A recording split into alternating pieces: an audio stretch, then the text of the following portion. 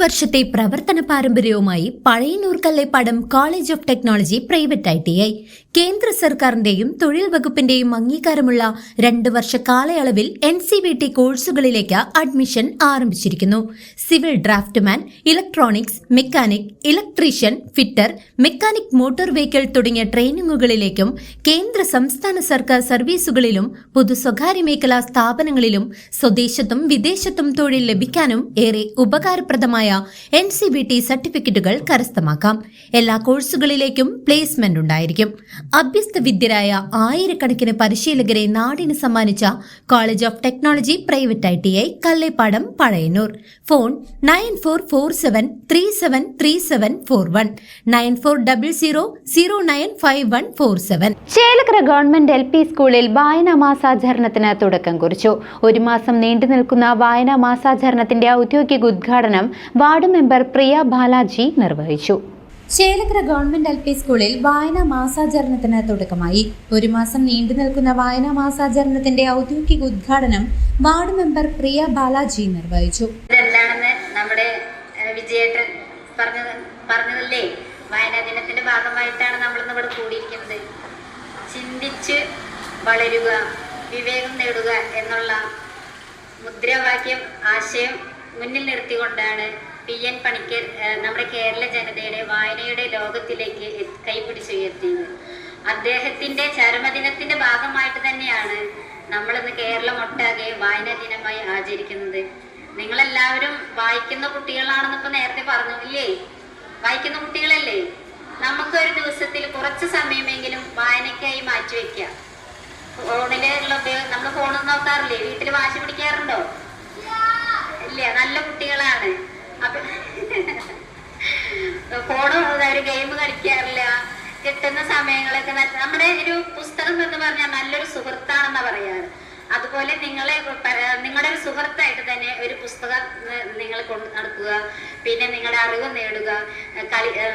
ഈ കളിയും പഠനത്തോടൊപ്പം തന്നെ നിങ്ങൾ വായിച്ച് നല്ലൊരു സമൂഹത്തിന് വേണ്ടുന്ന നല്ല ഒരു സമൂഹത്തിന്റെ പ്രവർത്തനത്തിന് വേണ്ടി നിൽക്കുന്ന നല്ലൊരു പൗരന്മാരായി തീരുക.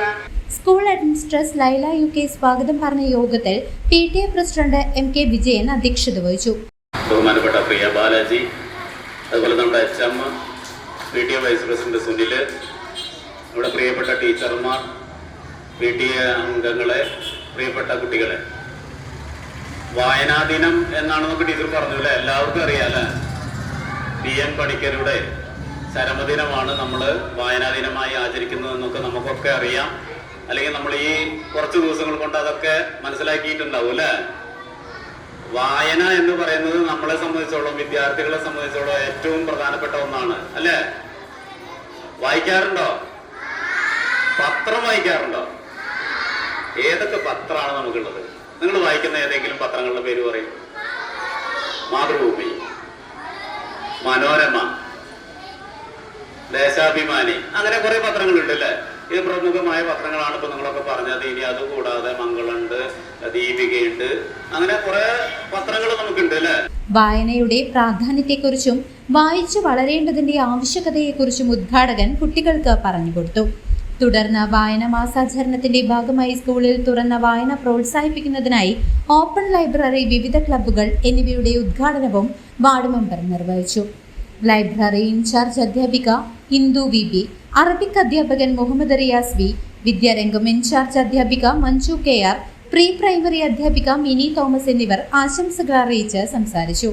തുടർന്ന് വായനാ ദിനവുമായി ബന്ധപ്പെട്ട് കുട്ടികളുടെ വിവിധ പരിപാടികൾ നടന്നു.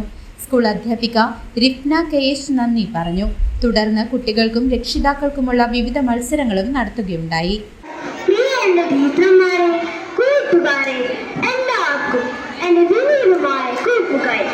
ഇന്നത്തെ ദിവസത്തിന്റെ പ്രത്യേകത എന്താണ് കൂട്ടുകാരെ? ജൂൺ 19 വായന ദിനം. വായന ദിനം ആരുടെ ഓർമ്മയ്ക്കായാണ് ആചരിക്കുന്നത്? PN പണിക്കർ. അദ്ദേഹം ആലപ്പുഴ ജില്ലയിലെ ഇളംപേരൂരിൽ ജനിച്ചു. ഞാൻ ഈ നിമിഷം നമ്മുടെ മലയാളത്തിന്റെ ആദ്യ ബാലസാഹിത്യകാരനായ പൂക്കുന്നിലെ